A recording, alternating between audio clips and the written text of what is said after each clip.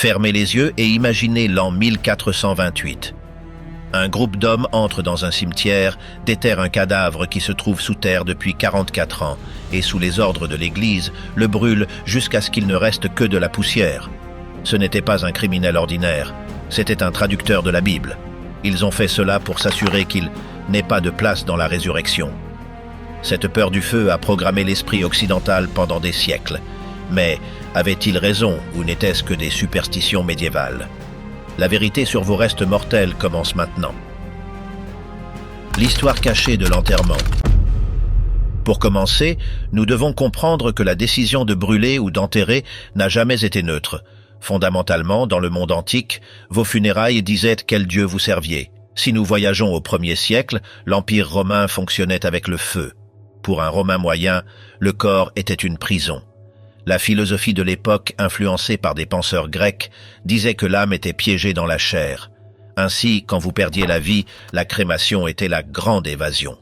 Ils posaient le corps sur un bûcher de bois, allumaient le feu et regardaient comment la fumée montait, croyant que l'âme se libérait vers les étoiles. Mais voici le piège. Les premiers chrétiens sont apparus sur scène et ont dit « Non, absolument pas ». Ils ont rejeté la crémation de façon radicale, et ce n'était pas parce qu'ils aimaient creuser des trous de 6 pieds de profondeur. C'était parce qu'ils avaient hérité de la vision juive du corps. Pour un juif et un chrétien du 1er siècle, le corps n'était pas une prison. C'était une création directe de Dieu, façonnée de la poussière dans la Genèse. Ce que la plupart ignorent est que le christianisme a introduit un concept révolutionnaire, la dormition. Il ne disait pas « il est décédé », il disait « il dort ». Et si quelqu'un dort, vous attendez qu'il se réveille. Enterrer le corps intact, lavé et enveloppé dans du lin, était un acte de foi prophétique. Ils disaient « ce corps va être réutilisé ». Ils imitaient l'enterrement de Jésus dans la tombe prêtée de Joseph d'Arimathie. Si Jésus a été enterré et est ressuscité avec un corps physique, ses disciples voulaient exactement la même chose. Et écoutez ceci. La différence était si évidente qu'elle est devenue un outil de marketing visuel. L'historien romain Tacite et d'autres païens notaient que les chrétiens exécraient les bûchers funéraires. Tandis que Rome sentait la fumée, les catacombes chrétiennes se remplissaient de corps entiers, attendant le coup de trompette final. Vers l'an 400 après Jésus-Christ, quand le christianisme a pris le contrôle de l'Empire, la crémation a pratiquement disparu d'Europe. C'est devenu un tabou. Brûler un corps était associé au paganisme, à la négation de la résurrection et, ironiquement, au châtiment éternel. Mais l'histoire a un tournant obscur, car l'Église, qui défendait la dignité du corps, a commencé à utiliser le feu comme une arme de terreur théologique. Sans aucun doute, l'un des moments les plus marquants de l'histoire chrétienne s'est produit dans l'Angleterre médiévale. Vous devez connaître l'histoire de John Wycliffe. Ce gars était un théologien brillant, l'étoile du matin de la Réforme, célèbre pour avoir traduit la Bible en anglais pour que les gens ordinaires puissent la lire. Il est décédé d'un accident vasculaire cérébral en 1384 et a été enterré pacifiquement en terre consacrée. Fin de l'histoire, n'est-ce pas? Eh bien non. Voici le truc. L'Église catholique de l'époque méprisait tellement ses enseignements que 44 ans après son départ, au Concile de Constance, ils ont décidé qu'être enterré était trop bien pour lui. En l'an 1428, l'évêque de Lincoln a envoyé une équipe au cimetière. Imaginez la scène. Des hommes avec des pelles déterrant des os qui se trouvaient sous terre depuis plus de 4 décennies. Ils l'ont sorti, ont brûlé ses os jusqu'à les transformer en cendres et ont jeté ces cendres dans la rivière Swift. Pourquoi faire tout cet effort pour un squelette? Fondamentalement, ils voulaient l'effacer de l'histoire et, selon la superstition de l'époque, compliquer sa résurrection. Ils croyaient qu'en dispersant ses restes dans l'eau qui coulait vers l'océan, son corps ne pourrait jamais se réunir le jour du jugement. Ce fut l'insulte suprême. Cet événement a cimenté une idée dans l'esprit européen. Le feu est pour les hérétiques, les sorciers et les déchets. Durant les 500 années suivantes, si vous étiez un bon chrétien, on vous enterrait. Si vous étiez un ennemi de la foi, on vous brûlait. Le feu est devenu synonyme de l'enfer. Dans l'esprit collectif, mettre un être cher dans un four était comme l'envoyer volontairement à la damnation. Et c'est peu dire. Les lois ecclésiastiques ont interdit la crémation sous peine d'excommunication. C'était vu comme un acte de défi, un cri maçonnique contre la foi. Les libres penseurs et athées du XIXe siècle ont commencé à demander la crémation précisément pour cela, pour se moquer de l'Église et dire « Regarde, je brûle et je n'ai pas peur de ta résurrection ». Mais bien que ce ne soit pas si simple, la technologie et l'hygiène étaient sur le point d'entrer en collision avec la théologie d'une manière que personne n'a vu venir. Nous avançons rapidement jusqu'à la fin du XIXe siècle où la révolution industrielle avait changé la donne. Des villes comme Londres et Paris étaient encombrées, et avec tant de gens vivants, il y avait trop de gens qui étaient repartis. Les cimetières étaient débordés. Littéralement, il n'y avait plus d'espace pour mettre un corps de plus. Les gens ont commencé à signaler des odeurs horribles et des vapeurs miasmatiques sortant des tombes peu profondes dans les centres urbains. La peur des maladies était réelle. Ainsi, voici le marché. Les médecins et scientifiques, les hygiénistes, ont commencé à faire pression pour la crémation, non pour des raisons religieuses, mais pour la santé publique. Ils disaient « Nous empoisonnons l'eau avec nos morts ». En 1870, le premier crématorium moderne a été construit en Italie, et peu après en Angleterre. Mais la résistance religieuse restait brutale. Les gens voyaient les fours industriels et pensaient à l'enfer. Cependant, quelque chose de curieux s'est passé. Des figures de la haute société et, étonnamment, certains leaders religieux ont commencé à changer le scénario. En 1908, le doyen de l'abbaye de Westminster a demandé à être crémé. Ce fut un choc, un leader de l'Église disant « C'est bien de me brûler ». Sa logique était implacable. Dieu est tout-puissant. Si Dieu a pu créer Adam de la poussière, ne peut-il pas reconstruire un homme de ses cendres? Fondamentalement, l'argument théologique a changé de « Comment oses-tu détruire le corps ?» à « Doutes-tu du pouvoir de Dieu pour le reconstruire ?» La crémation a commencé à perdre son stigmate de hérésie et à gagner l'étiquette de modernité hygiénique. Mais l'Église catholique, la dénomination la plus grande et la plus ancienne, avait toujours le panneau « Interdit » accroché à la porte. Et il ne le retirerait pas sans discuter. Ce que la plupart ignorent est que cette transition ne fut pas douce. Il y eut des débats féroces, des accusations de paganisme et des familles divisées. Mais les deux guerres mondiales étaient sur le point de forcer la main de la théologie. Quand vous avez des millions de corps sur le champ de bataille, l'enterrement individuel de luxe cesse d'être une option. De l'interdiction à la tolérance. L'année est 1963, le monde change et l'Église catholique décide qu'il est temps d'actualiser ses lois funéraires. Le pape Paul VI émet une instruction avec un nom latin élégant, Piam et Constantem. Et attention aux détails, ce fut un tremblement de terre. Pour la première fois depuis des siècles, Rome a dit « D'accord, tu peux te faire crémer. » Mais, et c'est un grand « mais », il y avait des conditions strictes. L'Église n'a pas dit « la crémation est géniale ». Elle a dit « elle n'est pas interdite tant que tu ne le fais pas pour nier la résurrection ». Fondamentalement, si tu te brûlais parce que tu étais athée et que tu voulais te moquer de Dieu, cela restait un péché. Mais si tu le faisais pour l'hygiène, l'économie ou la nécessité, c'était accepté. Mais voici le piège que beaucoup de catholiques ignorent aujourd'hui. L'Église a levé l'interdiction, mais n'a pas changé sa préférence. L'enterrement restait le VIP des funérailles. Pourquoi? Parce que le symbolisme compte. Enterrer, c'est semer.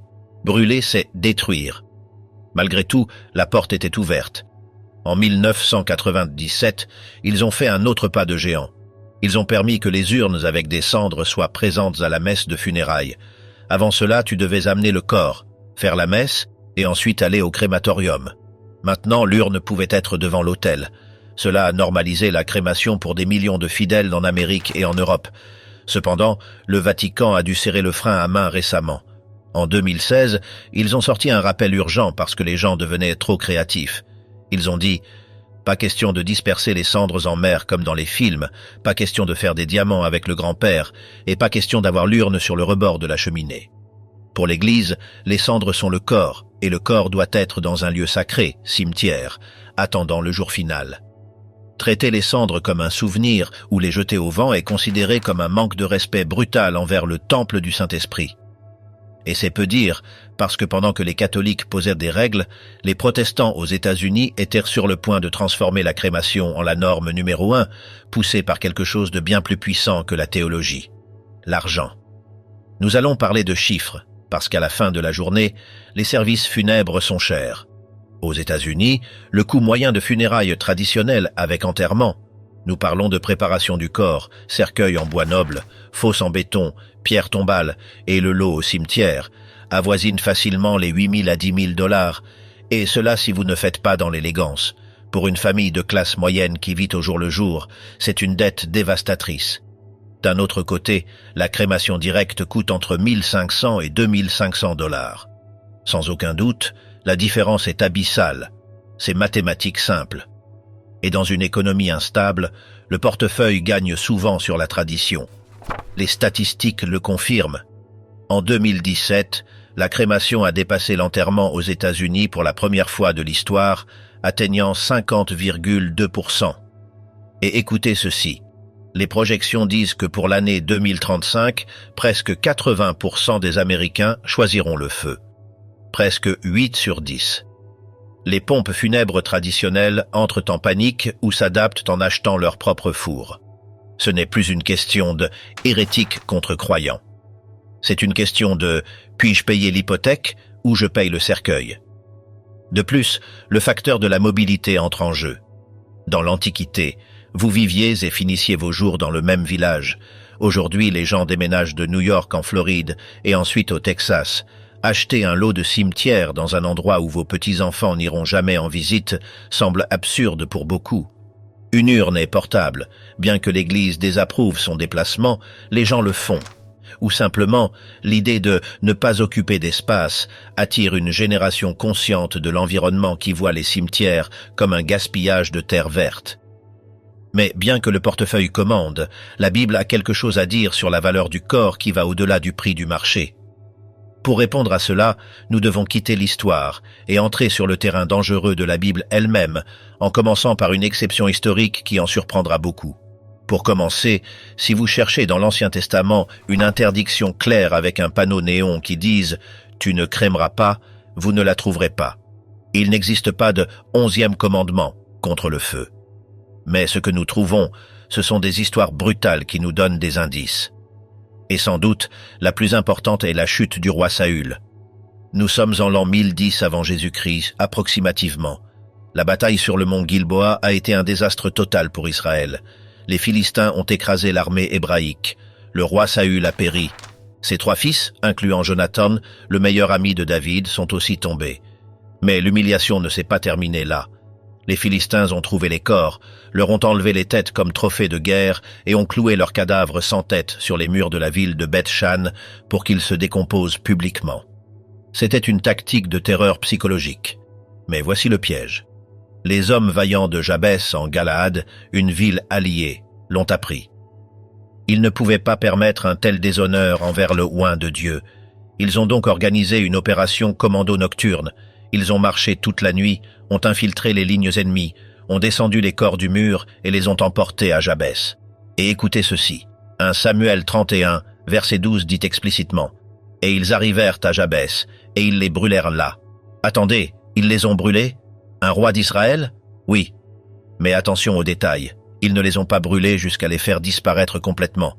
Le verset 13 dit qu'ensuite, ils prirent leurs os et les enterrèrent sous un arbre. Ceci est crucial. Ce ne fut pas une crémation style romain pour libérer l'âme. Ce fut une mesure sanitaire et d'honneur. Les corps étaient dans un état de décomposition avancé après des jours exposés au soleil du Moyen-Orient. Brûler la chair était une façon digne de gérer des restes biologiques dangereux, laissant les os, la structure durable, pour un enterrement respectueux. La Bible narre cela comme un acte d'héroïsme, pas d'hérésie. David, qui serait le prochain roi, a plus tard fait l'éloge de ces hommes pour leur miséricorde et loyauté. Il ne leur a pas dit « Vous avez péché pour avoir utilisé le feu ». Il leur a dit « Soyez bénis ». Cela pose un précédent massif. Le feu, dans des circonstances extrêmes de guerre ou de déshonneur, n'est pas un péché, c'est un outil. Mais ne vous méprenez pas. Bien que Saül fût une exception acceptée, la règle générale restait la terre, et il y avait une raison très obscure à cela. La théologie du feu mauvais. Fondamentalement, la raison pour laquelle les Juifs préféraient enterrer n'était pas seulement la tradition, c'était un traumatisme théologique. Dans la Bible, le feu est presque toujours l'arme des procureurs divins. Pensez à Sodome et Gomorrhe dans Genèse 19.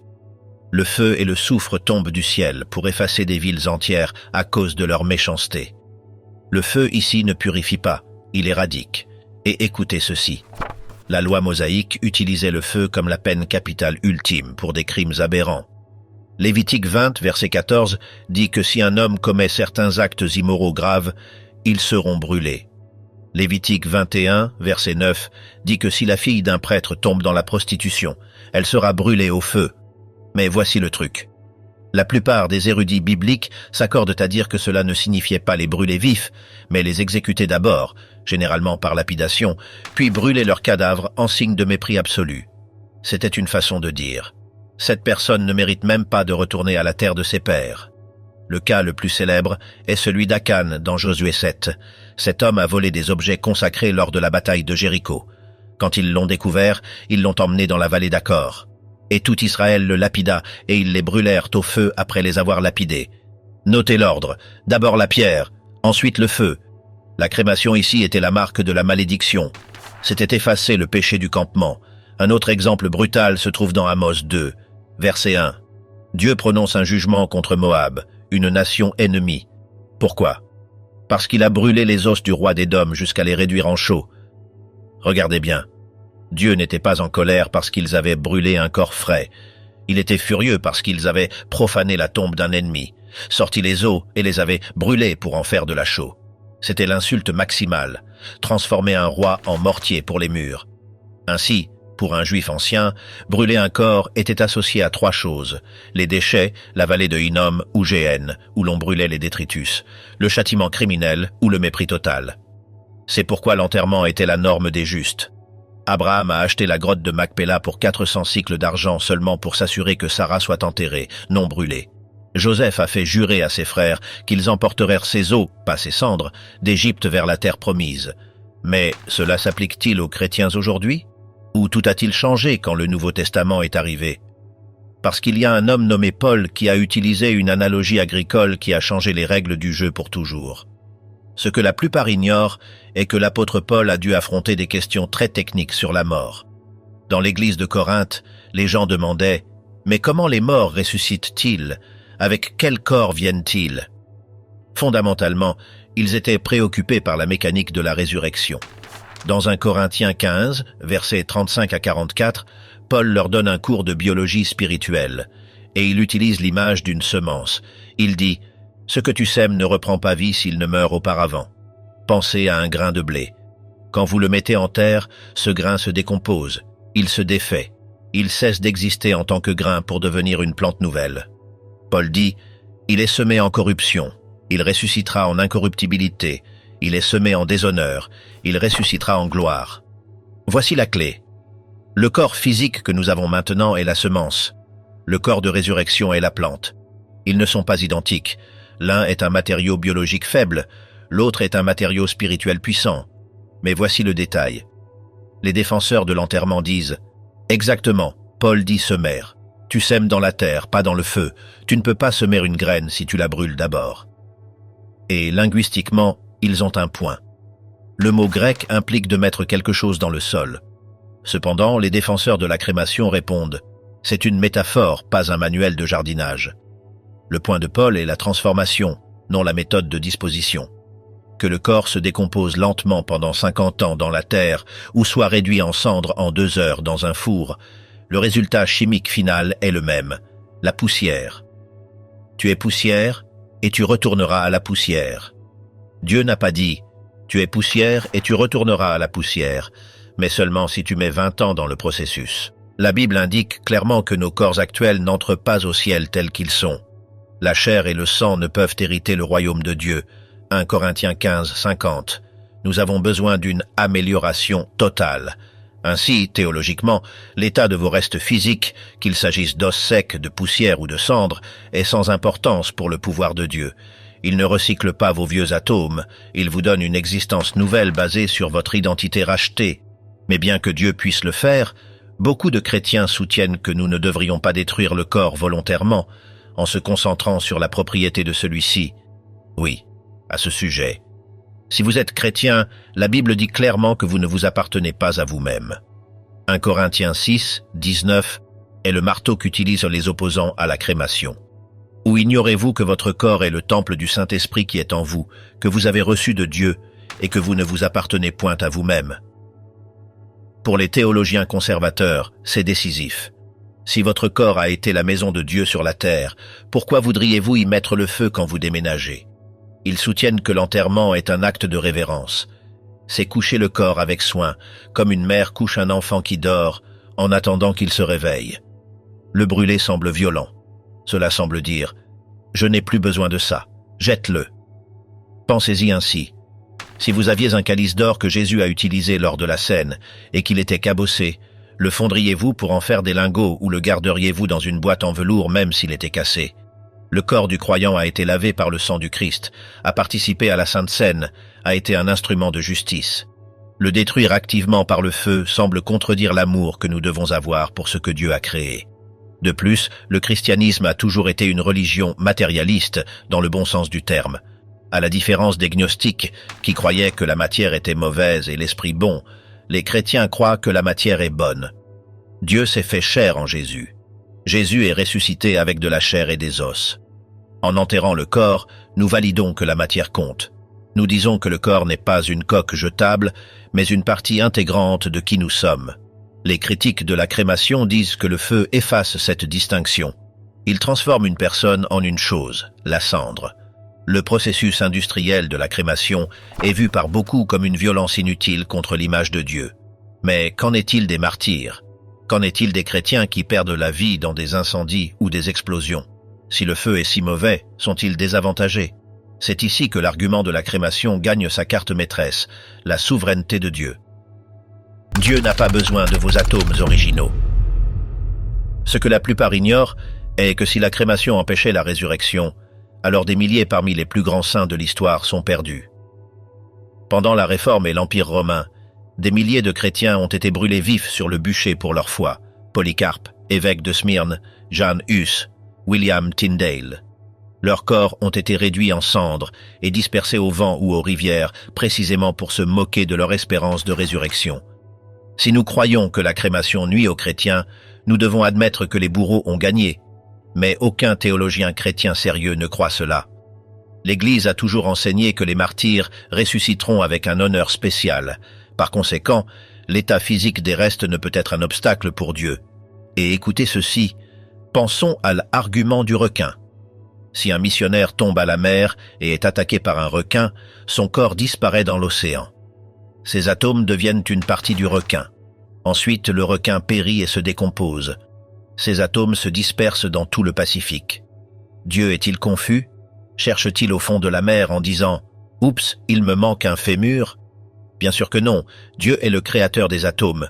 Il soutient l'univers par la parole de sa puissance. Reconstruire un corps, qu'il s'agisse de cendres dans une urne, de poussière dans un cercueil ou de molécules dispersées dans la mer, est un jeu d'enfant pour lui. La résurrection est un miracle, non un processus naturel inverse. Ainsi, l'argument théologique de « ne pas crémer parce que cela empêche la résurrection » est, honnêtement, une hérésie en soi parce qu'il limite le pouvoir de Dieu. Il suggère que Dieu a besoin de notre aide pour nous ressusciter. Il n'en a pas besoin. Fondamentalement, le débat se résume à ceci. L'enterrement est un meilleur symbole, mais la crémation n'est pas un péché impardonnable. Dieu n'a pas besoin de vos atomes originaux.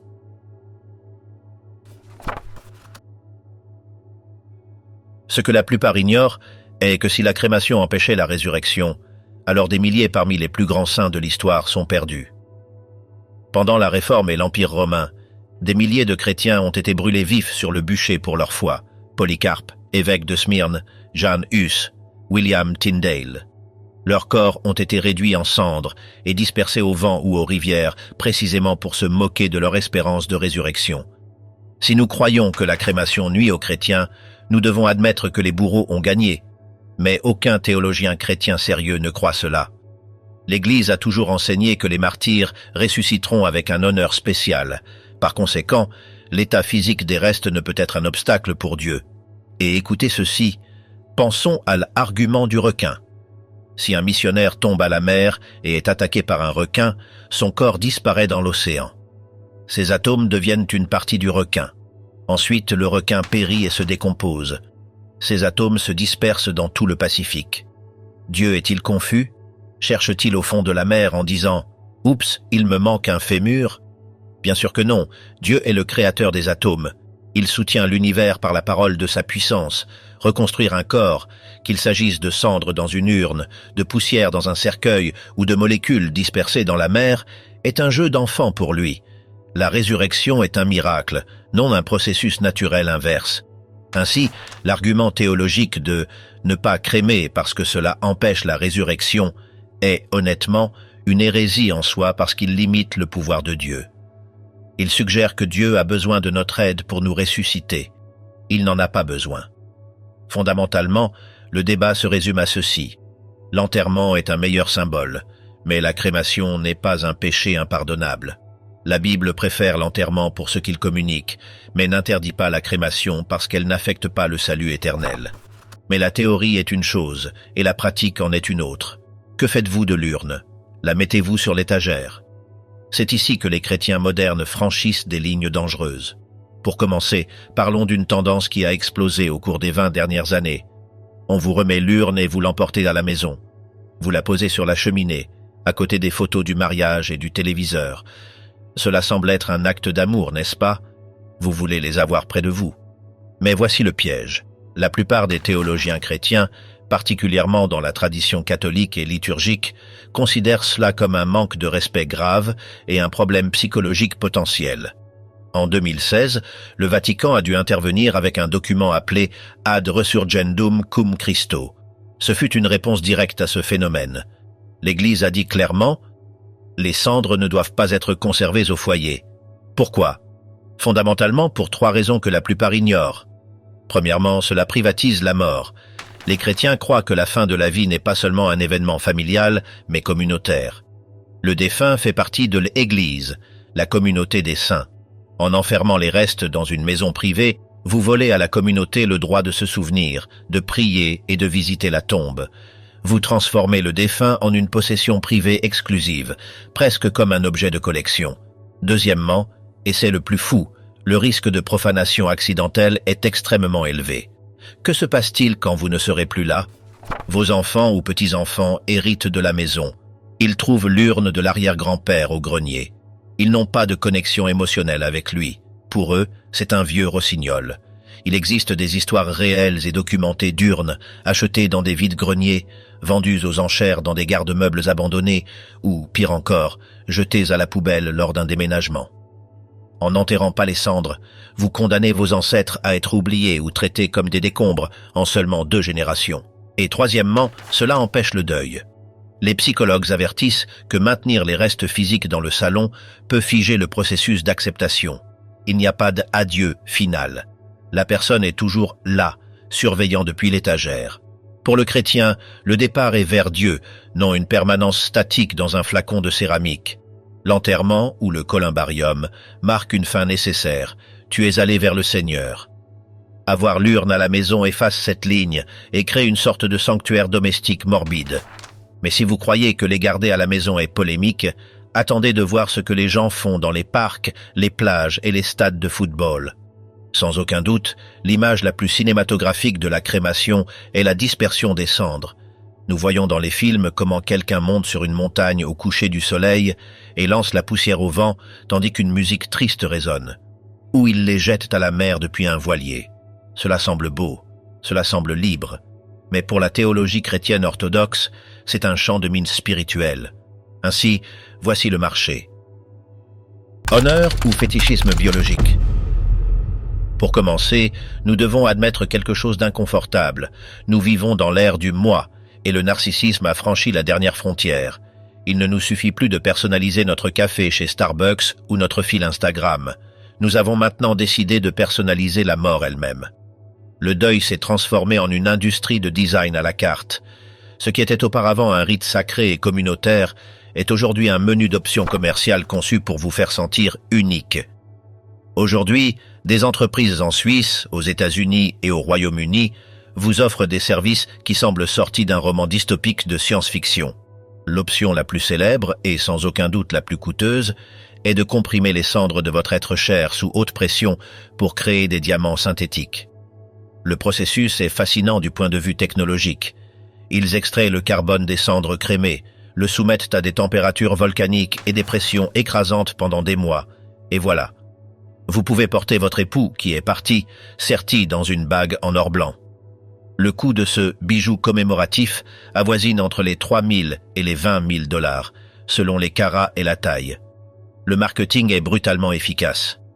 L'amour dure pour toujours, tout comme un diamant. Mais voici le piège. Vous payez le prix d'une voiture d'occasion pour transformer votre grand-mère en un accessoire de mode. Et cela ne s'arrête pas là. Le marché de la mort créative a explosé avec des options qui vous laisseront la bouche ouverte. Il existe des compagnies comme Nvinyl qui pressent les cendres dans des disques vinyles fonctionnels.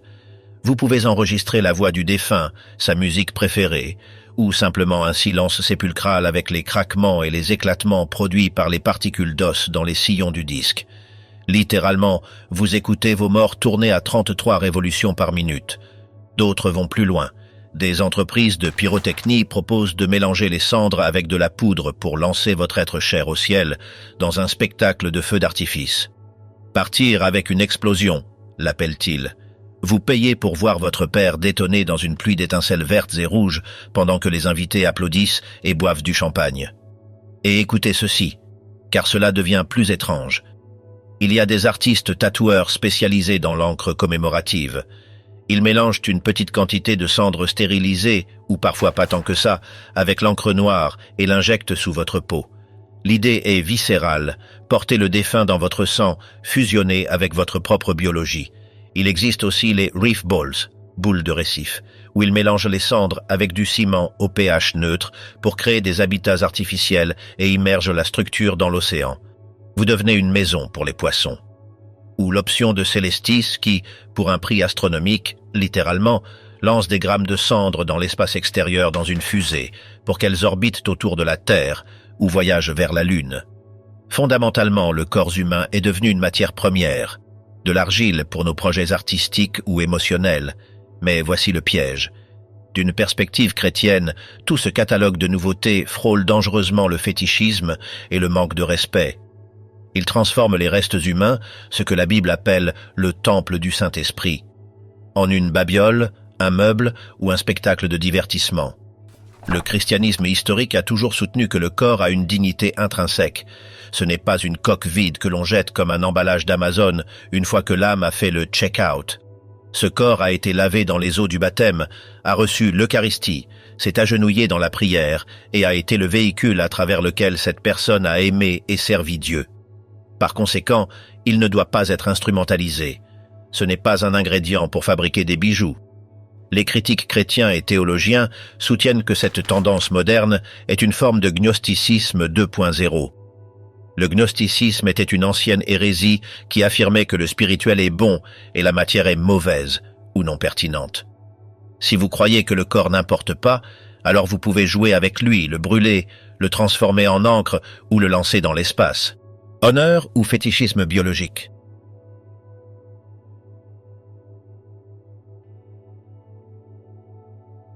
Pour commencer, nous devons admettre quelque chose d'inconfortable. Nous vivons dans l'ère du moi, et le narcissisme a franchi la dernière frontière. Il ne nous suffit plus de personnaliser notre café chez Starbucks ou notre fil Instagram. Nous avons maintenant décidé de personnaliser la mort elle-même. Le deuil s'est transformé en une industrie de design à la carte. Ce qui était auparavant un rite sacré et communautaire est aujourd'hui un menu d'options commerciales conçu pour vous faire sentir unique. Aujourd'hui, des entreprises en Suisse, aux États-Unis et au Royaume-Uni vous offrent des services qui semblent sortis d'un roman dystopique de science-fiction. L'option la plus célèbre, et sans aucun doute la plus coûteuse, est de comprimer les cendres de votre être cher sous haute pression pour créer des diamants synthétiques. Le processus est fascinant du point de vue technologique. Ils extraient le carbone des cendres crémées, le soumettent à des températures volcaniques et des pressions écrasantes pendant des mois. Et voilà. Vous pouvez porter votre époux, qui est parti, serti dans une bague en or blanc. Le coût de ce bijou commémoratif avoisine entre les 3 000 et les 20 000 $, selon les carats et la taille. Le marketing est brutalement efficace. L'amour dure pour toujours, tout comme un diamant. Mais voici le piège. Vous payez le prix d'une voiture d'occasion pour transformer votre grand-mère en un accessoire de mode. Et cela ne s'arrête pas là. Le marché de la mort créative a explosé avec des options qui vous laisseront la bouche ouverte. Il existe des compagnies comme Nvinyl qui pressent les cendres dans des disques vinyles fonctionnels. Vous pouvez enregistrer la voix du défunt, sa musique préférée, ou simplement un silence sépulcral avec les craquements et les éclatements produits par les particules d'os dans les sillons du disque. Littéralement, vous écoutez vos morts tourner à 33 révolutions par minute. D'autres vont plus loin.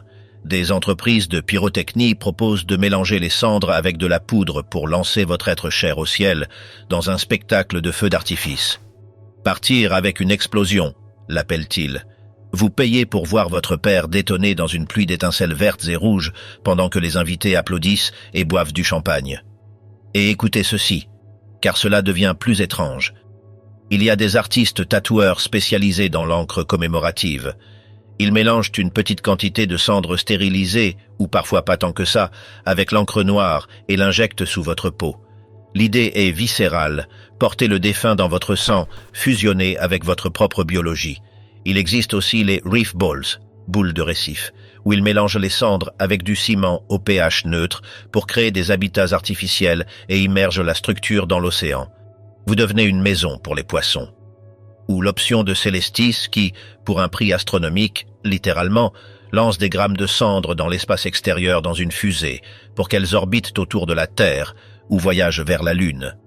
Fondamentalement, le corps humain est devenu une matière première, de l'argile pour nos projets artistiques ou émotionnels. Mais voici le piège. D'une perspective chrétienne, tout ce catalogue de nouveautés frôle dangereusement le fétichisme et le manque de respect. Il transforme les restes humains, ce que la Bible appelle le temple du Saint-Esprit, en une babiole, un meuble ou un spectacle de divertissement. Le christianisme historique a toujours soutenu que le corps a une dignité intrinsèque. Ce n'est pas une coque vide que l'on jette comme un emballage d'Amazon une fois que l'âme a fait le check-out. Ce corps a été lavé dans les eaux du baptême, a reçu l'Eucharistie, s'est agenouillé dans la prière et a été le véhicule à travers lequel cette personne a aimé et servi Dieu. Par conséquent, il ne doit pas être instrumentalisé. Ce n'est pas un ingrédient pour fabriquer des bijoux. Les critiques chrétiens et théologiens soutiennent que cette tendance moderne est une forme de gnosticisme 2.0. Le gnosticisme était une ancienne hérésie qui affirmait que le spirituel est bon et la matière est mauvaise ou non pertinente. Si vous croyez que le corps n'importe pas, alors vous pouvez jouer avec lui, le brûler, le transformer en encre ou le lancer dans l'espace. Mais le christianisme est une religion profondément matérialiste au sens sacré. Dieu s'est fait chair, la chair importe. La résurrection promet un corps glorifié, non une existence de fantômes éthérés. Pire encore, cette personnalisation extrême peut être une forme d'idolâtrie émotionnelle. Nous nous accrochons au reste physique d'une manière possessive, presque magique. Incapables de laisser partir nos êtres chers entre les mains de Dieu, nous essayons de les retenir physiquement. Je le porte toujours avec moi à mon doigt, sonne romantique dans un film de Hollywood, mais théologiquement c'est problématique. Le chrétien porte ses morts dans la mémoire liturgique et dans l'espérance active de la résurrection, non pendue au cou dans une fiole de verre soufflée à la main. Il existe une différence abyssale entre les reliques des saints et ces nouvelles babioles. Les reliques étaient vénérées parce que le pouvoir de Dieu avait œuvré à travers ce corps, et elles servaient à diriger l'esprit vers Dieu. Un diamant synthétique fait de papa sert à diriger l'esprit vers papa. Le centre de gravité change, de Dieu vers l'homme. Et pensez au destin final de ces objets. Personne n'y pense quand il signe le chèque, mais la vie continue et les objets se perdent.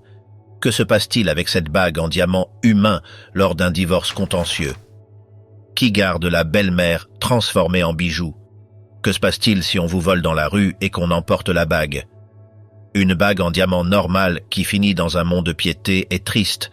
Une bague faite de restes humains qui finit dans un mont-de-piété 50 ans plus tard, achetée par un étranger qui n'a aucune idée de son origine, est macabre. Un tatouage avec des cendres s'estompe, se ride et finit par disparaître ou pourrir quand vous mourrez. En essayant de rendre le mort éternel à travers des objets, ironiquement nous le rendons plus temporel et vulnérable au marché de l'occasion. C'est une solution narcissique qui ignore la sacralité durable du corps, Un cimetière est un lieu protégé, consacré, public et perpétuel. Un diamant dans un tiroir à bijoux ne l'est pas. La question que tout chrétien doit se poser face à ces options tentantes est: est-ce que cela glorifie Dieu et honore l'espérance de la vie éternelle? Ou est-ce que cela satisfait seulement mon besoin émotionnel immédiat d'avoir un totem de sécurité? Ce que la plupart ignorent est que les funérailles traditionnelles à cercueil ouvert avaient une fonction psychologique vitale. Ce n'était pas du morbide victorien, ce n'était pas du sadisme, c'était la réalité pure et dure. Nous vivons dans une culture qui nie la mort. Nous la cachons dans des hôpitaux et des hospices, loin de la vue. Quand quelqu'un meurt, nous voulons qu'il disparaisse vite pour ne pas interrompre notre routine de productivité. Mais voir le corps inerte d'un être cher est le moment crucial où votre cerveau, qui désespère de nier la perte, se voit obligé de capituler devant la vérité. C'est le moment où l'esprit dit « Il est parti. Ce corps n'abrite plus la personne que j'aime. » C'est le choc de réalité, brutal et nécessaire, qui initie le processus de deuil sain. Avec l'essor de la crémation directe crémation, qui est l'option la plus bon marché et populaire aujourd'hui en Occident, cette étape vitale est complètement sautée. Quelqu'un décède à l'hôpital à 3 heures du matin, une camionnette de services industriels emporte le corps par la porte arrière, et 2 semaines plus tard, vous recevez une boîte en carton ou en plastique par courrier recommandée avec les cendres. C'est antiseptique, c'est efficace, c'est propre, et c'est psychologiquement dangereux. Les pasteurs, prêtres et conseillers en deuil rapportent une épidémie de deuil congelé ou ambigu. Beaucoup de personnes qui choisissent la crémation rapide sans cérémonie ont des difficultés énormes pour traiter la mort des mois ou des années plus tard. Ils ressentent une sensation persistante d'irréalité. C'est comme s'il était parti en voyage et qu'il n'était tout simplement pas revenu. Le cerveau n'a pas enregistré la fin du film, il a manqué les crédits finaux.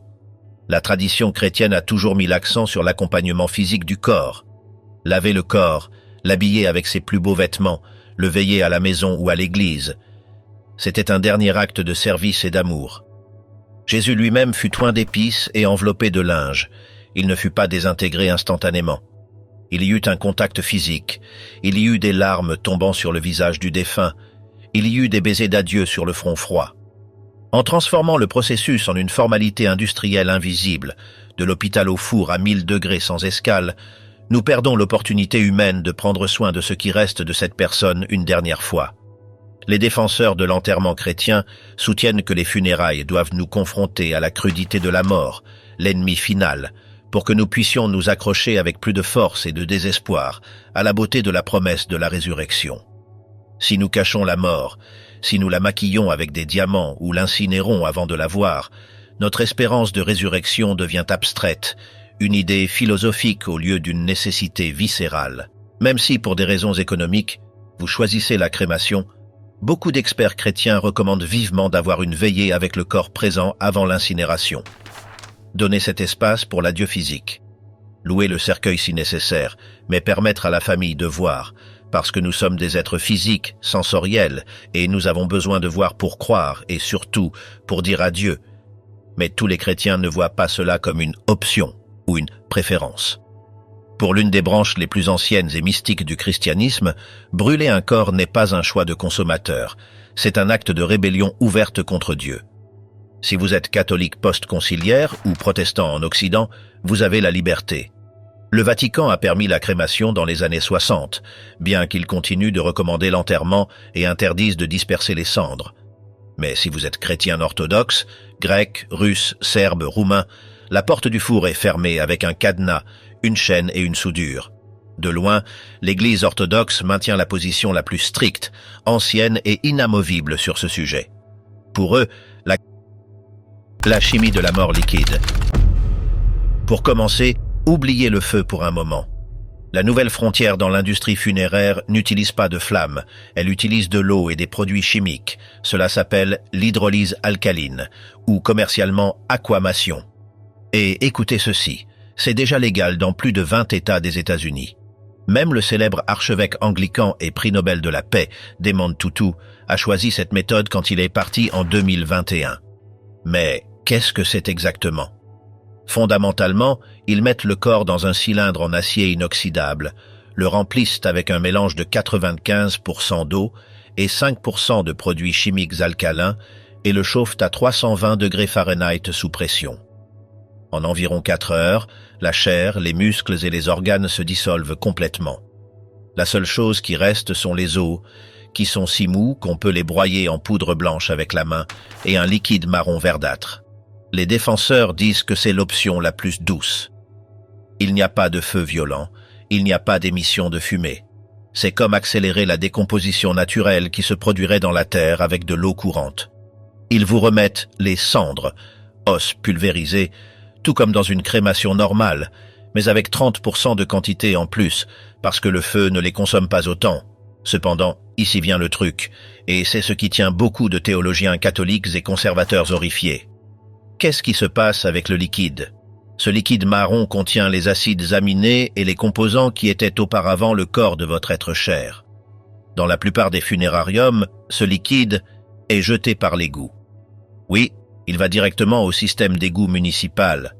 La conférence des évêques catholiques des États-Unis a exprimé de sérieux doutes à ce sujet. Ils soutiennent que verser les restes liquéfiés d'un être humain dans la même tuyauterie que les déchets des toilettes n'est pas traiter le corps avec dignité. C'est réduire la personne à un effluent industriel. Bien que le processus soit propre chimiquement, le symbolisme est dévastateur. Est-ce que le corps du chrétien, temple du Saint-Esprit, est quelque chose que l'on peut tirer par la chaîne? Malgré cela, beaucoup de chrétiens progressistes le voient comme une option éthique supérieure parce qu'elle consomme 90% de moins d'énergie que la crémation par le feu et ne libère pas de polluants dans l'atmosphère. Pour eux, l'intendance de la Terre justifie la méthode. Mais si vous croyez que se dissoudre dans l'eau est radical, attendez de voir ce que l'État de Washington a légalisé en 2019, devenir légalement du compost pour le jardin. Ce que la plupart ignorent est que le mouvement de réduction organique naturelle gagne du terrain à une vitesse stupéfiante. Des États comme Washington, l'Oregon, le Colorado et New York le permettent déjà. L'idée est simple. Au lieu de lutter contre la décomposition, embaumement, ou de l'accélérer violemment, crémation, nous l'optimisons. Le processus fonctionne ainsi. Ils mettent le corps dans un conteneur hexagonal réutilisable, le couvrent avec des copeaux de bois, de la luzerne et de la paille, et contrôlent le flux d'air. Les bactéries font le travail. En 30 jours, le corps, incluant les os et les dents, se décompose complètement grâce à la chaleur générée par l'activité microbienne. À la fin, la famille ne reçoit pas d'urne. Elle reçoit approximativement une verge cubique de terre riche en nutriments. C'est littéralement de l'engrais. Vous pouvez utiliser cette terre pour planter un chêne, un rosier, ou la donner à une forêt de conservation.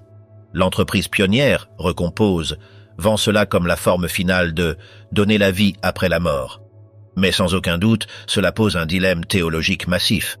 Le christianisme enseigne « tu es poussière et tu retourneras à la poussière ». Le compostage accomplit cela au pied de la lettre. Cependant, beaucoup de leaders religieux ressentent un rejet instinctif difficile à ignorer. L'Église catholique s'est opposée fermement. Ils disent qu'utiliser des restes humains comme fertilisants pour cultiver des tomates ou des fleurs instrumentalise le corps. Cela transforme l'être humain en une utilité, en matière première agricole. Ce n'est plus le corps de gens attendant la résurrection, c'est de la terre pour le jardin. Cela efface la distinction entre l'humain et l'animal ou la plante. De plus, il y a le problème de la dispersion. Si vous utilisez cette terre dans votre jardin et qu'ensuite vous vendez la maison, est-ce que vous abandonnez votre grand-père dans la cour arrière d'un étranger?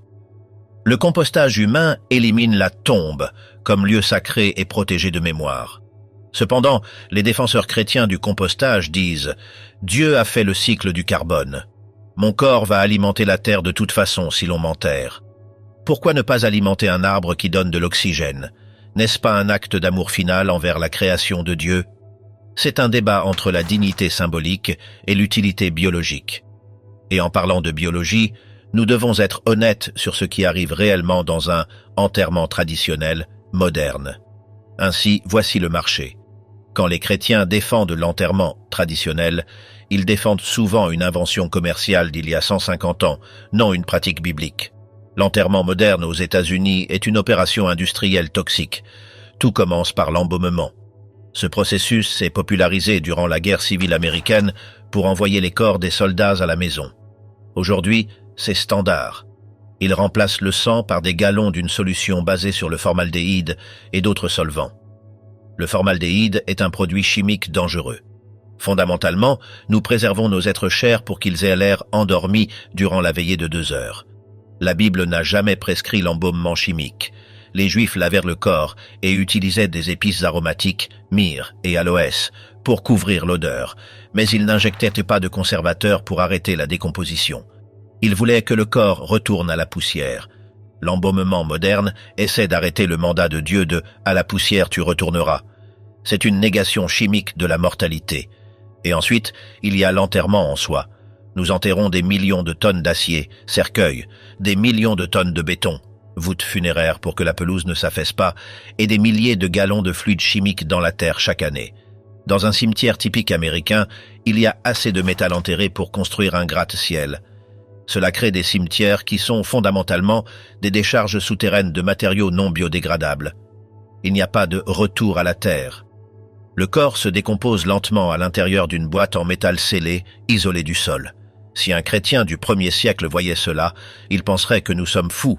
Il penserait que nous essayons de préserver le corps pour cette vie, au lieu de le remettre à Dieu pour la suivante. C'est pourquoi beaucoup de chrétiens reviennent aux racines, rejetant aussi bien le four que le produit chimique, et optant pour ce qu'ils appellent le enterrement vert. Bon marché digne et biblique. Ce que la plupart ne savent pas est qu'il existe une 3e voie. Vous n'avez pas à choisir entre brûler la grand-mère ou la remplir de produits chimiques. Cela s'appelle l'enterrement vert ou naturel, et cela gagne une traction massive parmi les chrétiens conscients. La prémisse est simple, rien ne s'interpose entre le corps et la terre. 1. Il n'y a pas d'embaumement. Le corps est maintenu réfrigéré avec de la glace sèche jusqu'aux funérailles. 2. Il n'y a pas de cercueil en métal. On utilise une boîte en pain simple non traité, un panier en osier ou simplement un linceul de lin ou de coton. 3. Il n'y a pas de voûte en béton. Le corps va directement au sol. Cela permet que la décomposition se produise de manière naturelle et rapide, rendant les nutriments à la terre sans la contaminer. Et écoutez ceci, c'est exactement comme ils ont enterré Jésus. L'évangile de Jean 19, 40 dit « Ils prirent donc le corps de Jésus et l'enveloppèrent de bandes, avec les aromates, comme c'est la coutume d'ensevelir chez les Juifs. » Simple, humble, direct. Théologiquement, l'enterrement vert est puissant. Il accepte la réalité de la mort. Tu es poussière, sans violence, feu, et sans négation, produit chimique. C'est un acte de foi. Je sème ce corps naturel dans la terre de Dieu, confiant en ce qu'il le relèvera. De plus, c'est beaucoup moins cher. En éliminant le cercueil de luxe, la voûte et l'embaumement coûteux, le prix baisse dramatiquement. Beaucoup de cimetières chrétiens et catholiques ouvrent des sections de enterrement vert pour accommoder cette demande. C'est la convergence parfaite entre l'intendance environnementale et la fidélité biblique. Mais tandis que certains cherchent à revenir à la simplicité biblique, d'autres utilisent la technologie pour essayer quelque chose que la Bible condamne implicitement, essayer de ne jamais mourir. Fondamentalement, il y a des gens qui ont tellement peur de la faim et si peu de foi en Dieu qu'ils décident de devenir des glaces à l'eau humaine. Nous parlons de la cryonie. Des entreprises comme Alcor en Arizona vous facturent des fortunes pour congeler votre corps, ou seulement la tête, dans de l'azote liquide à des températures extrêmes immédiatement après avoir péri. Le pari est celui-ci. Dans le futur, la technologie sera si avancée qu'ils pourront vous décongeler, guérir ce qui vous a affecté et vous ramener à la vie. C'est la version séculière et technologique de la résurrection. Et pour le christianisme, ceci est profondément problématique. Premièrement, c'est une négation qu'il est réservé aux hommes de mourir une seule fois, après quoi vient le jugement. Hébreux 9, 27. La cryonie essaie de pirater le système divin. Elle essaie d'atteindre l'immortalité physique dans ce monde déchu au lieu d'attendre l'immortalité glorieuse dans le royaume de Dieu. Deuxièmement, cela révèle où est placée l'espérance. Le chrétien espère en Christ. Le transhumaniste espère en la technologie. Dépenser une fortune pour préserver votre tête congelée est la déclaration définitive que vous ne croyez pas qu'il y ait quoi que ce soit de mieux de l'autre côté. C'est s'accrocher à cette vie désespérément. Mais est-ce un péché ? La plupart des théologiens diraient que c'est au minimum une intendance terrible de l'argent et une idolâtrie de la vie biologique. De plus, cela pose des questions bizarres. Si on vous congèle et que vous êtes mort légalement pendant 100 ans, où est votre âme? Au ciel. Et si l'on vous ravive, on vous arrache du ciel pour retourner en Arizona. C'est un absurde théologique. L'obsession de préserver le corps à tout prix, que ce soit en le congelant ou avec des cercueils hermétiques, naît de la peur. Et le message central de la Pâque chrétienne est « Ne craignez pas, la tombe est vide. Nous n'avons pas besoin de préserver nos corps parce que Dieu nous en donnera des nouveaux. » Alors après avoir vu le feu, l'eau, l'acide, la terre et la glace, comment doit décider une famille chrétienne aujourd'hui? Nous arrivons au moment de la vérité. Vous allez partir un jour. C'est le seul fait 100% sûr de votre futur. Et si vous ne laissez pas d'instructions, vos enfants vont devoir deviner pendant qu'ils pleurent au funérarium, et le directeur des funérailles va essayer de leur vendre le forfait le plus cher. Ainsi, voici le marché. Comme chrétien, votre décision doit se baser sur 3 filtres, non sur la mode, ni sur la pression du vendeur. Filtre 1. Qu'est-ce que cela communique sur ma foi? Est-ce que vos funérailles parleront de désespoir et de perte, ou d'espérance et de victoire? Un enterrement simple ou une crémation digne, suivi de l'enterrement des cendres, peuvent tous deux témoigner de la résurrection. Mais faire un diamant avec vos cendres ou congeler votre tête communique de la vanité et de la peur. Choisissez une méthode qui pointe vers Dieu, pas vers vous. Filtre 2. Est-ce une bonne intendance? Dieu ne veut pas que votre famille s'endette pendant 5 ans pour payer une boîte en bois qui va se décomposer. Si vous n'avez pas d'argent, la crémation est une option honorable et bibliquement permissible par nécessité. Dieu préfère que cet argent soit utilisé pour prendre soin des veuves et des orphelins que pour impressionner les voisins avec un cercueil en acajou. Filtre 3. Est-ce que cela aide mes êtres chers à traiter le deuil? Ne pensez pas seulement à vous, c'est égoïste. Vos funérailles sont pour les vivants, ils ont besoin d'un endroit où aller. Ils ont besoin d'une conclusion. Donnez-leur un lieu physique, une tombe ou une niche où ils peuvent vous visiter, pleurer et se rappeler qu'un jour, on vous relèvera de là. Ne leur laissez pas une urne encombrante dans l'armoire qu'ils ne savent pas comment gérer. La Bible nous donne la liberté, mais nous appelle à la sagesse. Il n'y a pas un mandat d'enterrement seulement, mais il y a un esprit de respect au corps. La tendance moderne est de traiter le corps comme un déchet jetable. Le témoignage chrétien contre-culturel est de dire « Non, ce corps importe. Il a été aimé de Dieu et il sera restauré. » Mais attendez, parce qu'il y a un dernier tournant, votre empreinte digitale. L'immortalité artificielle et ses dangers. Fermez les yeux et imaginez l'obscurité totale. Il n'y a pas de lumière de la ville, seulement la lueur ténue d'une bougie de graisse animale qui sent la chair pourrie. Vous êtes enfermé dans une cabane de boue avec 8 autres personnes et 3 vaches. Dehors, la peste et la guerre rôdent, mais le vrai danger est à l'intérieur de votre propre routine quotidienne. Des coupures qui s'infectent, de la nourriture qui pourrit et des seigneurs féodaux qui vous traitent comme une propriété. C'est la chronique de la vie oubliée, l'histoire de ceux qui ne sont jamais apparus dans les livres d'école, jusqu'à maintenant. Mais attendez, car aujourd'hui, la terreur n'est ni la boue ni la peste. La terreur est que, quand vous mourrez, une version digitale de vous continuera de vivre, emprisonnée dans un serveur pour toujours, obligé de parler avec vos arrière-petits-enfants sans votre permission. Bienvenue dans l'ère de la nécromancie digitale. Pour commencer, nous devons affronter une réalité que ni Saint Paul ni Moïse n'ont vu venir, et qui leur aurait probablement fait perdre la tête. Aujourd'hui, vous avez 2 corps, le biologique, fait de chair, d'os et de sang, et le digital, fait de 0, de 1 et de métadonnées. Et bien que vous enterriez, brûliez ou lanciez à la mer le premier, le second reste vivant, indéfiniment, flottant dans le nuage comme un fantôme électrique qui ne peut pas reposer en paix. Fondamentalement, les réseaux sociaux sont en train de devenir le cimetière le plus grand de l'histoire humaine. Les statisticiens ont déjà fait les calculs et les chiffres sont terrifiants. On estime que pour l'année 2070, sur des plateformes comme Facebook, il y aura plus de profils de personnes décédées que de vivantes. Nous construisons une nécropole globale, des millions de comptes zombies qui continuent de recevoir des notifications d'anniversaire où des amis écrivent des messages sur le mur comme si le défunt pouvait les lire depuis l'au-delà. Mais voici le piège. Il ne s'agit pas seulement de profils statiques. La technologie a fait un pas terrifiant vers ce que certains théologiens et experts en éthique appellent la nécromancie digitale.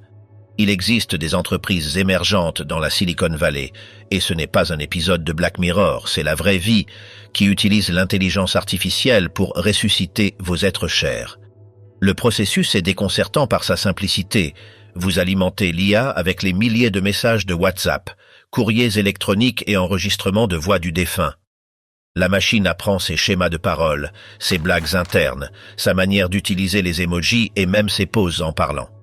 Imaginez ceci. Votre père décède d'un infarctus soudain. La douleur est insupportable. Vous le crémez. Mais cette même nuit, dans un moment de faiblesse, vous ouvrez votre ordinateur et vous avez une conversation textuelle en temps réel avec lui. Le chatbot vous répond « Salut fils, ne sois pas triste, je vais bien ». Il vous raconte cette mauvaise blague qu'il avait l'habitude de raconter lors des dîners de Noël. Pendant une seconde, votre cerveau libère de la dopamine et vous ressentez un soulagement. Mais c'est un faux soulagement. Cela sonne comme de la science-fiction, mais des services comme Project December ou Hereafter AI explorent déjà ce terrain. Il y a eu un cas documentaire en Corée du Sud où une mère s'est réunie avec sa fille décédée de 7 ans à travers la réalité virtuelle. Les programmeurs ont recréé la voix et le visage de l'enfant. La mère, avec les lunettes sur les yeux, pleurait en essayant d'embrasser de l'air vide, tandis que l'avatar de sa fille lui disait « Maman, où étais-tu » C'est une scène déchirante qui pose la question. Est-ce du réconfort ou de la torture psychologique déguisée en technologie? D'une perspective chrétienne, c'est un champ de mine spirituel de proportions bibliques. La Bible condamne strictement le fait de consulter les morts. Dans l'Ancien Testament, le roi Saül commet l'erreur fatale de visiter la devineresse d'Endor pour invoquer l'esprit du prophète Samuel. Ce qu'il a obtenu n'était pas un conseil, c'était une sentence de jugement. Essayer de maintenir une communication active avec une simulation digitale d'un défunt empêche le processus de deuil que Dieu a conçu. C'est une forme d'idolâtrie technologique. Nous refusons de les lâcher. Nous refusons d'accepter la souveraineté de Dieu sur la vie et la mort. Nous essayons de garder une copie de sauvegarde sur notre disque dur parce que nous n'avons pas confiance dans le destin éternel de leur âme. Sans aucun doute, le danger est de confondre la mémoire avec la présence. Ce souvenir est biblique. Les Israélites dressèrent des pierres comme mémoriaux. Mais simuler la vie est trompeur. Les psychologues chrétiens avertissent que cela peut créer une dépendance pathologique, un deuil congelé. La personne n'avance jamais, n'arrive jamais à l'acceptation, parce que chaque nuit elle chatte avec le fantôme digital. La mort digitale nécessite un enterrement digital. Désignez un contact légué pour qu'il ferme vos comptes ou les transforme en une page commémorative statique est l'équivalent moderne de fermer le couvercle du cercueil. Mais si vous croyez que chatter avec une IA est bizarre, attendez de voir où veulent vous enterrer les gourous de la technologie, car maintenant ils veulent vous vendre des parcelles de terre qui n'existent même pas. Ainsi, voici le marché. Le marché immobilier dans le métavers est en train d'exploser, et là où il y a des gens, ou des avatars, il y a la mort.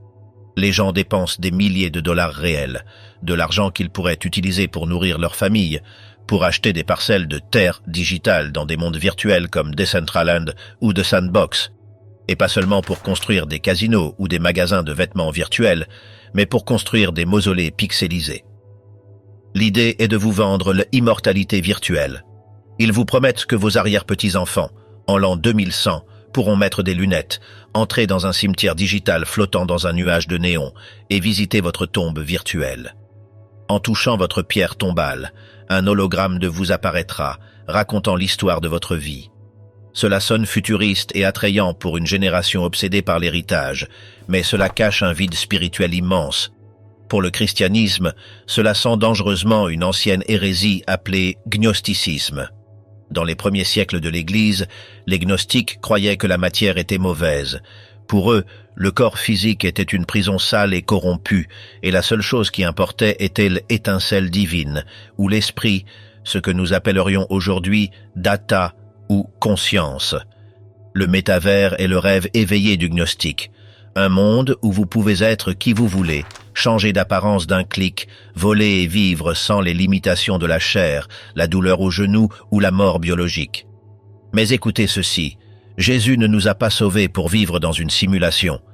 Le message central de l'Évangile est l'incarnation. Et la parole a été faite chair.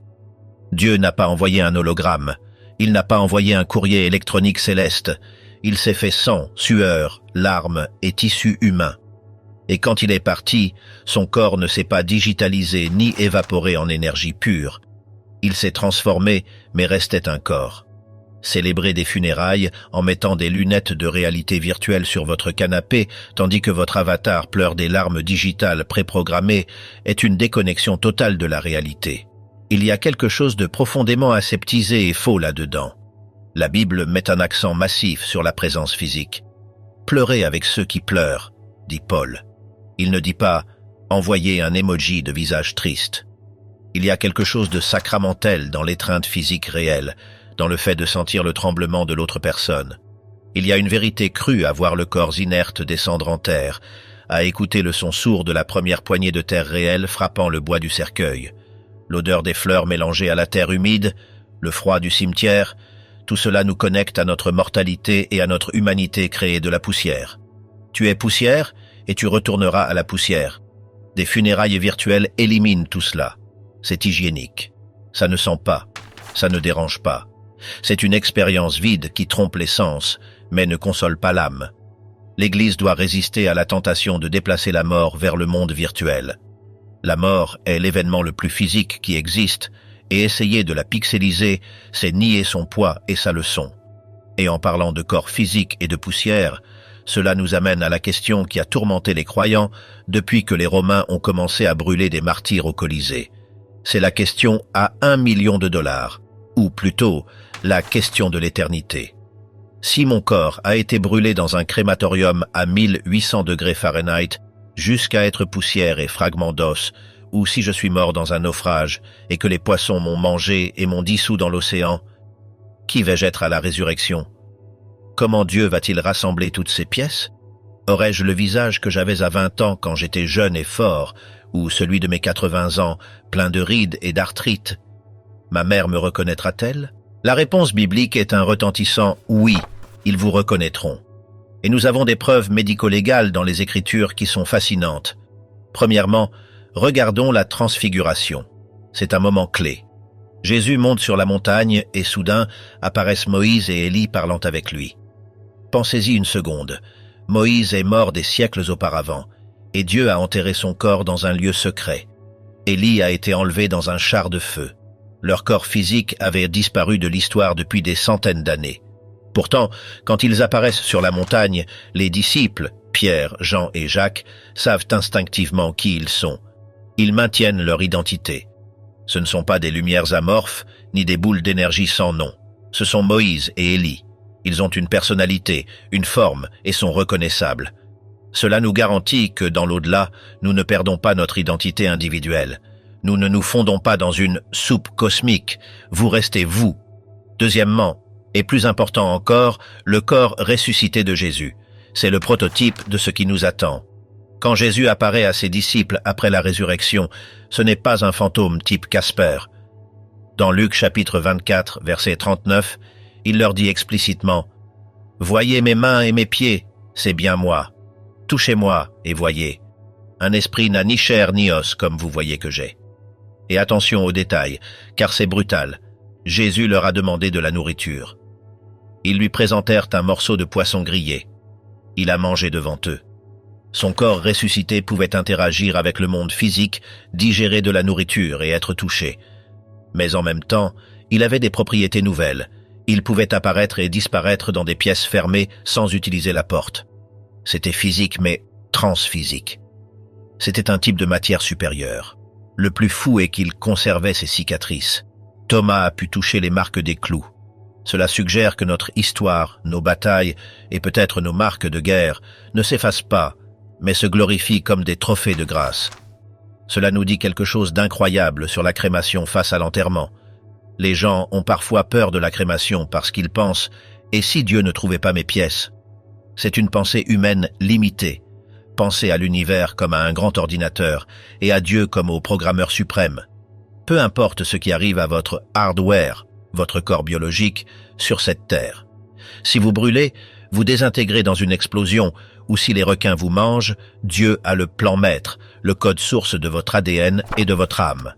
L'apôtre Paul utilise l'analogie de la semence dans 1 Corinthiens. Il dit que quand vous plantez une graine de blé, la graine doit mourir et se décomposer pour que la plante nouvelle naisse. La plante a l'air différente de la graine, elle est beaucoup plus glorieuse, mais elle provient d'elle. Ainsi est la résurrection. Dieu reconstruit votre identité dans un corps glorifié qui est vous, mais amélioré. C'est la version 2.0 de vous, sans douleur, sans cancer, sans myopie, sans dépression, mais inconfondiblement vous. Ainsi, la peur que la crémation efface votre identité est infondée. Votre identité ne réside pas dans vos cendres, elle réside dans la mémoire de Dieu. Et la mémoire de Dieu est parfaite. Il appelle les étoiles par leur nom. C'est sûr qu'il n'oubliera pas comment était votre sourire. Mais sachant que Dieu se charge de la partie difficile, la résurrection, c'est à vous de vous charger de la partie ennuyeuse mais vitale. Laissez vos papiers en ordre ici-bas. Mourir désordonné est un acte d'égoïsme. Cela sonne dur, mais c'est la vérité. Si vous aimez votre famille, vous ne pouvez pas leur laisser un casse-tête légal et financier pendant qu'ils pleurent votre perte. J'ai vu des familles chrétiennes exemplaires se détruire complètement en quelques semaines parce que papa ne voulait pas parler de la mort et n'a rien laissé d'écrit. Des frères qui cessent de se parler pour un terrain, des veuves qui ne peuvent pas accéder au compte bancaire pour payer l'électricité parce qu'elles n'ont pas les mots de passe. Voici la liste de vérifications tactiques que tout chrétien responsable doit compléter cette semaine même. Ne le repoussez pas. 1. Le testament financier et légal. C'est la base. Ne laissez pas vos enfants se disputer pour la maison ou la vieille voiture. La Bible dit dans les Proverbes que l'homme de bien laisse un héritage aux enfants de ses enfants. Si vous laissez un chaos légal, vous semez la discorde, pas la bénédiction. Faites un testament devant notaire, aujourd'hui même. Spécifiez qui garde quoi. Éliminez l'ambiguïté. 2. La directive anticipée de santé, testament de vie. C'est crucial à l'ère de la médecine moderne. Si vous avez un accident et restez dans le coma ou en mort cérébrale, que voulez-vous qu'il fasse? Voulez-vous qu'il vous maintienne connecté à des machines indéfiniment? Voulez-vous qu'il donne vos organes? Laissez par écrit vos souhaits sur le support vital. Libérez votre épouse ou vos enfants de la culpabilité écrasante de devoir prendre cette décision impossible à 3 heures du matin dans un couloir d'hôpital.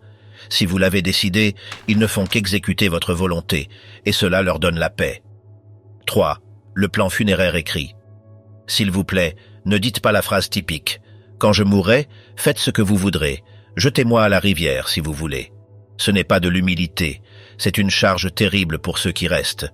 Ils voudront vous honorer et, dans le doute, dépenseront de l'argent qu'ils n'ont pas dans le cercueil le plus cher par culpabilité. Écrivez « Je veux être enterré » ou « Je veux être crémé ». Je veux que le service soit dans mon église locale. Soyez spécifique. Si vous préférez la crémation parce qu'elle est plus économique et elle coûte souvent un tiers du coût d'un enterrement traditionnel, écrivez-le clairement. Je choisis la crémation pour prendre soin des finances de la famille. Ainsi, personne ne se sentira coupable d'être radin avec papa. 4. L'héritage digital. C'est nouveau, mais vital.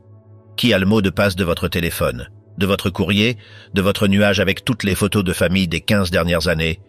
Si vous mourrez et que votre iPhone est bloqué, ces photos sont perdues pour toujours. Les politiques de confidentialité d'Apple et Google sont impénétrables. Utilisez la fonction de contact légué qu'ont maintenant Facebook et Apple. Laissez un carnet physique ou un gestionnaire de mots de passe sécurisé avec les clés maîtresses et dites à une seule personne de confiance où il se trouve. Évitez que votre vie digitale ne devienne une crypte inaccessible. 5. Le testament éthique ou spirituel. Ce que la plupart ignorent est que cela vaut plus que n'importe quel compte bancaire. C'est une lettre, un enregistrement audio ou une vidéo où vous laissez vos valeurs, votre témoignage de foi, vos bénédictions pour vos enfants et vos conseils finaux. C'est votre héritage spirituel. Dans la Bible, Jacob a réuni ses enfants sur son lit de mort et a prophétisé sur eux, leur donnant une direction. Faites de même. Prenez votre téléphone. Enregistrez-vous 5 minutes en disant « Mes enfants, je vous aime. Je crois en Jésus-Christ de tout mon cœur. Je sais où je vais. Mon plus grand souhait est que vous suiviez Dieu. Ne vous disputez pas pour l'argent. » Cette vidéo sera le trésor le plus grand qu'ils auront quand vous leur manquerez. Elle vaudra plus que n'importe quelle assurance vie. 6. Désignez votre liturgie. Choisissez les hymnes. Choisissez les passages bibliques. Si vous ne le faites pas, le pasteur de service ou le funérarium mettront de la musique générique ou ce qui est à la mode. Faites de vos funérailles un dernier service d'adoration dirigé par vous. Assurez-vous que, même dans votre cercueil ou votre urne, votre histoire pointe vers le Christ et pas seulement vers la bonne personne que vous étiez. Si vous faites ces 6 choses, votre départ sera une bénédiction finale, une transition ordonnée et pleine de paix, au lieu d'un traumatisme logistique et financier pour ceux qui restent. Parce qu'au bout du compte, peu importe le nombre de plans que vous faites, la seule chose qui compte vraiment est l'endroit où vous allez quand vous franchissez le seuil. Au bout du compte, que vous soyez enterré dans un cercueil de chêne poli qui a coûté 5 000 $, que vous soyez crémé et que vos cendres reposent dans une niche de marbre, ou que vous retourniez au cycle de la nature dans un enterrement vert. La vérité fondamentale du christianisme demeure intacte et inamovible. La tombe n'est pas la fin. C'est une porte. Le monde séculier, l'athéisme et le matérialisme regardent la mort et voient un mur de béton. Fin de la transmission. Écran noir. C'est pourquoi il y a tant de désespoir aujourd'hui. C'est pourquoi les milliardaires de la Silicon Valley investissent des millions pour essayer de guérir la mort, congeler leur cerveau dans l'azote liquide ou devenir des diamants synthétiques. Ils essaient de s'accrocher à la poussière parce qu'ils croient que la poussière est tout ce qu'il y a. Ils ont panique à l'idée de cesser d'exister.